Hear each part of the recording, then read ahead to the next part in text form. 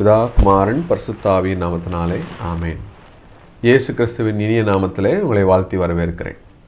தேவ பிள்ளைகளே, இந்த பதிவில் மன்னிப்பு, இயேசு கிறிஸ்து இந்த மன்னிப்பை பற்றி நமக்கு என்ன கற்றுத்தருகின்றார்? ஒரு மனிதன் நான் யாரையும் மன்னிக்கவே மாட்டேன் அப்படிங்கிற ஒரு முடிவில் இருந்து விட்டார் என்று சொன்னால், பிரிந்த குடும்பங்கள் ஒருபோதும் ஒன்று சேருவதில்லை.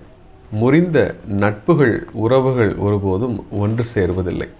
அப்போ என்றைக்கு மற்றவர்களை மன்னிக்க நாம் பழகிக்கொள்கின்றோமோ அப்போதுதான் அங்கே குடும்பங்கள் ஒன்று சேருகின்றன, நட்புகள், உறவுகள் ஒன்று சேருகின்றது. அப்போ மன்னிப்பு என்பது ஒவ்வொரு மனிதனுக்கும் இருக்க வேண்டிய முக்கியமான பண்புகளில் ஒன்றாக இருக்கின்றது. பரிசுத்த பவுல் சொல்லுகின்றார், ரோமருக்கு எழுதின நிருபத்தில் 3ஆம் அதிகாரம் 23வது வசனம்.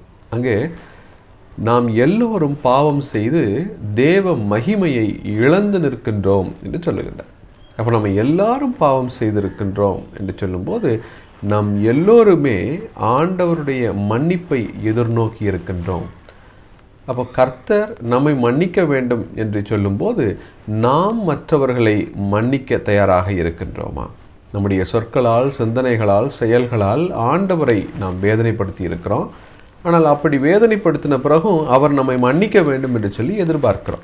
இப்போ அதே வேளையில் நம்மை வேதனைப்படுத்தியவர்களை, நமக்கு தீமை செய்தவர்களை நாம் மன்னிக்க தயாராக இருக்கின்றோமா? இதுதான் நாம் ஒவ்வொருவரும் நம்மை நாமே கேட்டுக்கொள்ள வேண்டிய ஒரு கேள்வியாக இருக்கின்றது. இப்போது நமக்கு தீமை செய்தவர்களை மன்னிக்க முடியுமா? அது சாத்தியமா என்று நினைக்கும்போது இயேசு கிறிஸ்து முடியாத ஒரு காரியத்தை நம்மிடத்திலிருந்து ஒருபோதும் எதிர்பார்க்க மாட்டார். நம்மால் முடிந்ததை மட்டுமே கர்த்தர் நம்மிடத்தில் எதிர்பார்க்கின்ற தேவனாக இருக்கின்றார். இயேசு கிறிஸ்து இந்த உலகத்தில் மனிதனாக பிறந்து நம்மை போல் அவர் வாழ்ந்து இந்த உலகத்தில் இருந்தபோது அவர் தன்னுடைய எல்லா மக்களையும், தனக்கு தீமை செய்தவர்களையும், அவதூறாக பேசியவர்களையும் அவர் மன்னித்திருக்கின்றார்.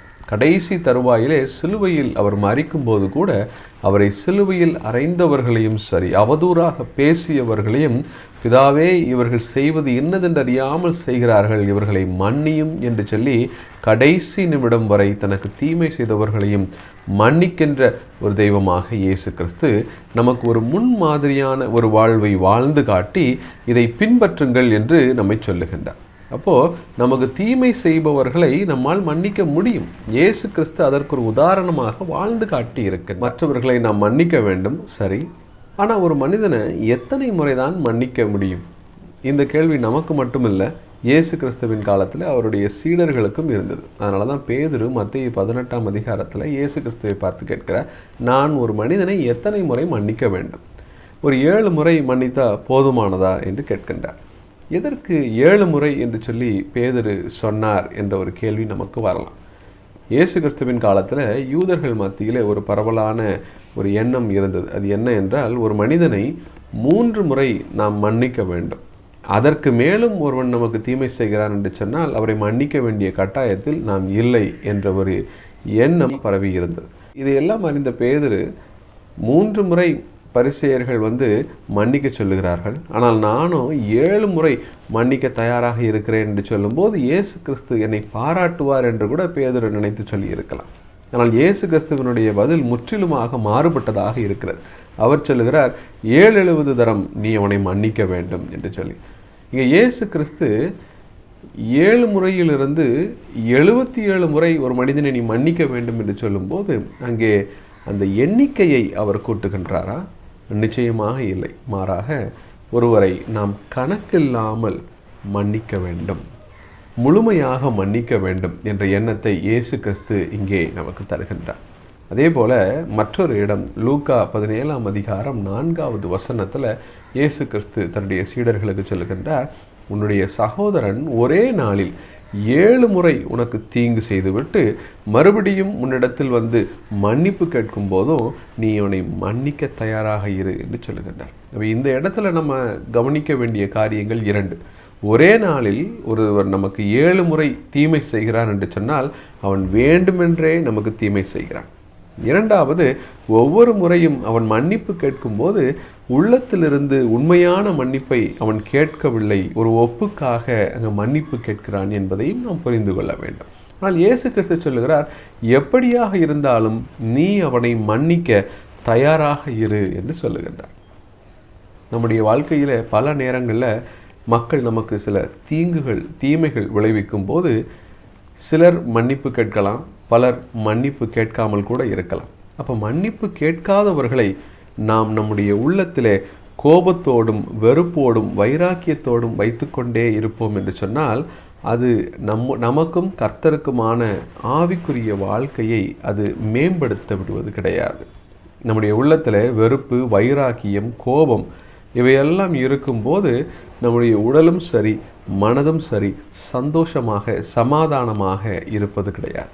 எல்லாவற்றிற்கும் மேலாக நமக்கும் கர்த்தருக்குமான ஆவிக்குரிய வாழ்க்கையில் அது வளர்ச்சி பெறுவதற்கு நிச்சயமாக உதவுவது கிடையாது. அதனால தான் இயேசு கிறிஸ்து சொல்கிறார், ஒருவர் உனக்கு எந்த தீங்கு செய்தாலும் சரி, அவர் மன்னிப்பு கேட்டாலும் சரி, மன்னிப்பு கேட்காமல் போனாலும் சரி, அல்லது ஒரு ஒப்புக்காக உன்னிடத்தில் மன்னிப்பு கேட்டாலும் சரி, நீ அவரை முழுமையாக மன்னிக்க தயாராக இரு. அப்படி செய்யும்போது உனக்கும் கர்த்தருக்குமான ஆவிக்குரிய வாழ்க்கையில் அது ஒரு மேம்பாட்டை தருகின்றது, ஒரு வளர்ச்சியை தருகிறது. இயேசு கிறிஸ்து மன்னிப்பை குறித்து பேசும்போது ஒரு அழகான ஒரு உவமையை மத்தேயு 18ஆம் அதிகாரத்தில் சொல்லுகின்றார். இங்கே ஒரு ராஜா தன்னுடைய ஊழியக்காரரிடத்தில் கணக்கு பார்த்து கொண்டிருக்கிறார்.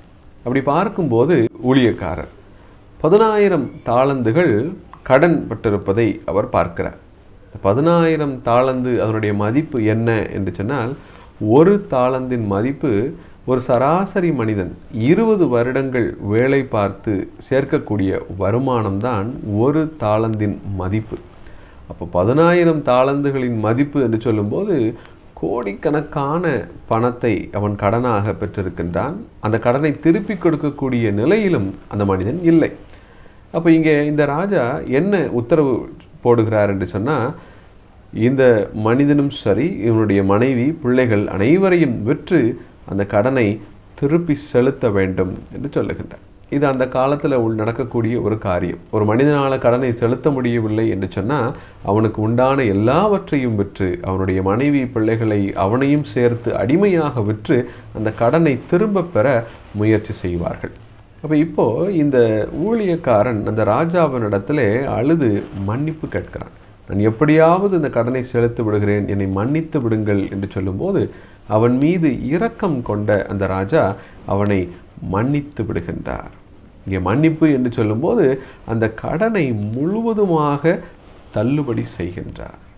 இங்கே இந்த ராஜா ஒரு வேளை சொல்லி இருக்கலாம், நீ எனக்கு வட்டி தர வேண்டாம், ஆனால் என்னிடத்தில் வாங்கின பணத்தை மட்டும் எனக்கு தந்துவிடு என்று சொல்லலாம்.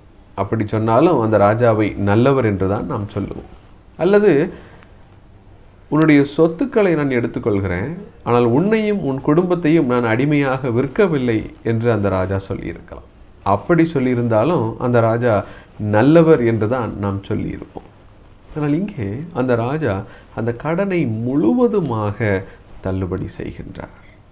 இந்த உவமையின் மூலமாக இயேசு கிறிஸ்து நம்ம கற்றுக்கொள்ளக்கூடிய காரியம் என்ன என்று சொன்னால், ஆண்டவர் நம்மை முழுமையாக மன்னிக்கின்றார். அப்படிப்பட்ட ஒரு முழுமையான மன்னிப்பை நாமும் மற்றவர்களுக்கு கொடுக்க வேண்டும் என்று ஆண்டவர் நம்மிடத்திலே எதிர்பார்க்கின்றார். முழுமையான மன்னிப்பு என்றால் என்ன? இந்த மன்னிப்பை பற்றி பேசும்போது சிலர் சொல்லுவாங்க, மறப்போம் மன்னிப்போம் என்று சொல்லி. மன்னிக்கலாம் சரி, ஆனால் மறக்க முடியுமா? எப்படியும் நம்முடைய ஞாபகத்தில் இருந்துக்கிட்டு தானே இருக்கும் ஒருவர் நமக்கு செய்த தீமை. அப்போ மறப்போம் மன்னிப்போம் என்றால் என்ன அர்த்தம்? எதை மனதில் வைத்து இந்த மறப்போம் மன்னிப்போம் என்று சொல்லுகிறார்கள்? இந்த மறப்போம் என்று சொன்னால், நமக்கு ஒருவர் செய்த தீமையை நாம் எந்த ஒரு காலத்திலும் மீண்டும் அவர்களுக்கு நினைவுபடுத்தவோ சுட்டி காட்டவோ ஒருபோதும் செய்யக்கூடாது. பல நேரங்களில் மக்கள் ஒருவர் பழைய பாவத்தை விட்டு மனம் திரும்பி கர்த்தருக்குள்ளாக புது வாழ்க்கையை வாழ்ந்து கொண்டிருக்கும் போதும் கூட பல வருடங்களுக்கு முன்பதாக செய்த ஒரு தவறை அவருக்கு சுட்டி காட்டி விடுவார்கள். நீ எப்படிப்பட்ட மனிதன் என்று எனக்கு தெரியாதா? நீ எப்படிப்பட்ட வாழ்க்கை வாழ்ந்தாய் என்று எனக்கு தெரியாதா என்று சொல்லி பழைய பாவங்களை, பழைய தவறை அவனுக்கு மீண்டும் ஞாபகப்படுத்தி சுட்டி காட்டி விடுவார்கள். அப்படி செய்தோம் என்று சொன்னால் நாம் அவர்களை முழுமையாக மன்னிக்கவில்லை என்று அர்த்தம். இங்கே தான் ஆண்டவர் சொல்லுகின்றார், ஒருவனை முழுமையாக நீ மன்னித்து விடு. அதை மீண்டும் நீ நினைவுபடுத்தக்கூடாது, சுட்டி காட்டக்கூடாது. 1 கொரிந்தியர் 13ஆம் அதிகாரத்திலே அன்பை பற்றி அநேக வசனங்கள் சொல்லப்படுகின்றது. அதில் அன்பு தீங்கை நினையாது. அன்பு தீங்கை நினையாது. இங்கே நாம் மறுபடியும் ஒருவனுடைய தவறை நாம் ஞாபகப்படுத்தவோ அதை சுட்டி காட்டவோ நாம் ஒருபோதும் செய்யக்கூடாது. அப்படி செய்யாமல் இருந்தால்தான் நாம் ஒருவரை முழுமையாக மன்னித்து விட்டோம் என்பதற்கு அடையாளம். ஏனென்று சொன்னால் கர்த்தர் நம்மை அப்படித்தான் மன்னிக்கின்றார். அவருடைய மன்னிப்பு முழுமையானதாக, நிறைவானதாக, நமக்கு ஒரு புது வாழ்க்கையை தருவதாக இருக்கின்றது. அப்படிப்பட்ட மன்னிப்பை நாமும் மற்றவர்களுக்கு கொடுக்க வேண்டும் என்று சொல்லி ஆண்டவர் எதிர்பார்க்கின்றார். இங்கே நாம் கவனிக்க வேண்டிய ஒரு காரியம் என்ன என்று சொன்னால், இந்த ராஜா அந்த ஊழியக்காரனுடைய தவறை மன்னித்து அவனுடைய கடனை தள்ளுபடி செய்தார். ஆனால் மீண்டும் அவனுக்கு கடன் கொடுக்கவில்லை. இந்த உலகத்தில் சில நேரங்களில் சில மனிதர்கள் நமக்கு வேண்டுமென்றே தீமை செய்ய வேண்டும் என்று சொல்லி இந்த மன்னிப்பு என்ற அந்த வார்த்தையை ஒரு கேடயமாக பயன்படுத்தக்கூடும். அப்போ அப்படிப்பட்ட சூழ்நிலையில் அவர்கள் செய்த தவறை நாம் முழுமையாக மன்னிக்க வேண்டும். ஆனால் மீண்டும் ஏமாந்து போகாதபடிக்கு நாம் ஜாக்கிரதையாக இருக்க வேண்டும். ஒருவரை நம்பி நாம் பணம் கொடுக்கிறோம், அவர் நம்மை ஏமாற்றி விட்டார் என்று சொன்னால் அந்த தவறை நாம் மன்னித்து விடலாம். ஆனால் மறுபடியும் அவரை நம்பி நாம் பணம் கொடுப்போமா? நிச்சயமாக இல்லை. இந்த உவமையிலும் அந்த ராஜா அந்த ஊழியக்காரன் செய்த தவறை மன்னித்து விடுகிறார். அவன் பெற்ற கடனை தள்ளுபடி செய்கின்றார். ஆனால் மறுபடியும் அவனுக்கு கடன் கொடுக்கவில்லை. இப்போ இங்கே இந்த ராஜாவினிடத்தில் அந்த கடன் முழுவதுமாக தள்ளுபடி பெற்ற அந்த ஊழியக்காரன் மிகவும் சந்தோஷத்தோடு கூட அங்கே வெளியே வருகிறான். அந்த மன்னிப்பை பெற்ற அந்த மனிதன் வெளியே வந்தவுடன் தன்னிடத்தில் கடன் பெற்ற வெறும் 100 வெள்ளிக்காசுகளை மட்டுமே கடன் பெற்ற ஒரு மனிதனை பார்த்தபோது அவன் கழுத்தை நெரித்து, நீ இந்த கடனை தீர்க்கு மட்டும் உன்னை காவலில் வைக்கிறேன் என்று சொல்லுகின்றான். தான் ராஜாவினிடத்திலே பெற்ற அந்த இரக்கத்தையும் மன்னிப்பையும் இங்கே தன்னுடைய அயலானுக்கு அந்த மனிதன் காண்பிக்க தவறுகிறான். இதை கேட்டபோது அந்த ராஜா மிகவும் கோபமடைந்து, நான் உனக்கு காண்பித்த இரக்கத்தையும் மன்னிப்பையும் நீ உன்னுடைய அயலானுக்கு காண்பிக்க தவறிவிட்டாயே என்று சொல்லி அவனை காவலாளியிடம் ஒப்படைத்து அவன் கடன் முழுவதையும் தீர்க்க மட்டும் அவன் தண்டனை பெற வேண்டும் என்று சொல்லி அவனுக்கு நியாய தீர்ப்பு வழங்குகின்றார். இயேசு கிறிஸ்து நமக்கு கற்றுக் கொடுக்கக்கூடிய காரியம் என்ன என்று சொன்னால், நாம் எப்படிப்பட்ட பாவத்தை செய்திருந்தாலும், எப்பேற்பட்ட பாவியாய் நாம் வாழ்க்கை வாழ்ந்திருந்தாலும் உண்மையாக மனம் திரும்பி ஆண்டவரிடத்தில் நாம் வரும்போது அவர் நம்மை ஏற்றுக்கொள்கிறார். ஒரு முழுமையான மன்னிப்பை நமக்கு தருகின்றார். ஆனால் அதே வேளையில் நாம் அவரிடத்தில் பெற்ற மன்னிப்பையும் இரக்கத்தையும் மற்றவர்களுக்கு காண்பிக்க ஒருபோதும் தவறிவிடக்கூடாது. ஏனென்றால் நாம் மற்றவர்களை எந்த அளவுகோலை வைத்து மன்னிக்கின்றோமோ அதே அளவில்தான் கர்த்தரிடத்திலிருந்து நமக்கு மன்னிப்பு வருகின்றது.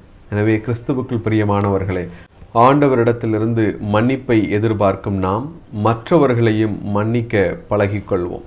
மற்றவர்களை மன்னிக்கக்கூடிய உள்ளத்தை கர்த்தர் தாமே நம் ஒவ்வொருவருக்கும் தந்தருள்வாராக. ஆமென்.